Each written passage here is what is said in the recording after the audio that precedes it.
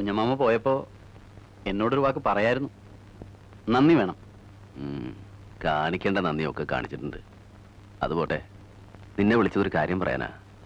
സുധയ്ക്ക് ഒരു ആലോചന വന്നിട്ടുണ്ട്. അതുകൂടെ കഴിഞ്ഞാൽ ഭാരം ഒഴിഞ്ഞു. പിന്നെ നമുക്ക് നേരെ ഒന്ന് ശ്വാസം കഴിക്കാം. ആ, ആലോചിക്ക്. പക്ഷേ എൻ്റെ കാൽ കാശില്ല. 2 കല്യാണം കഴിഞ്ഞപ്പോൾ നടുവൊടിഞ്ഞു. എന്തേലും ഏട്ടൻ വിചാരിക്കുന്ന പോലെ കാശൊന്നും ഇല്ല. എനിക്കങ്ങനെ ഫീസായിട്ടൊന്നും കിട്ടി തുടങ്ങിയിട്ടില്ല. അതറിയാം. എന്ന് വെച്ച് ഇനി ഇത് നീട്ടണം ശരിയല്ല. കാരണം പറഞ്ഞു വെച്ച കല്യാണം അവൾ ഒഴിഞ്ഞു കൊടുത്തത്. അത് ഞാൻ പറഞ്ഞിട്ടല്ലല്ലോ. ഇതിപ്പോ പറഞ്ഞു വന്നതുകൊണ്ട് പറയാ. അത് വേണ്ടായിരുന്നു. എനിക്കറിയാം, എന്നോടുള്ള വാശിയാ. വാശിയൊന്നും അല്ലടാ. നീ പെണ്ണും കെട്ടി ഇവിടെ ജീവിക്കുക. അവളേക്കാൾ ഇളയ സുധയുടെ കല്യാണം നടത്തി വിടുക. അവളൊരു പെൺകുട്ടിയല്ലേടാ, സഹിക്കണ്ടേ? എന്തു ആയിക്കോട്ടെ, അത് കഴിഞ്ഞില്ലേ, പോട്ടെ. ഇനിയിപ്പോൾ അത് പറഞ്ഞ് മുഷിയണ്ട. ഒരു കാര്യമായിട്ട് മനസ്സിലാക്കിയാൽ കൊള്ളാം. ഞാനിപ്പോ ചെറിയ കുട്ടിയൊന്നുമല്ല. ഈ വീട്ടിലെ കാര്യങ്ങൾ എന്നോടും ഒന്ന് ആലോചിക്കാം. അതുകൊണ്ട് ഒരു ദോഷം വരാനില്ല. ശരിയാണെങ്കിൽ എടുത്താൽ മതി.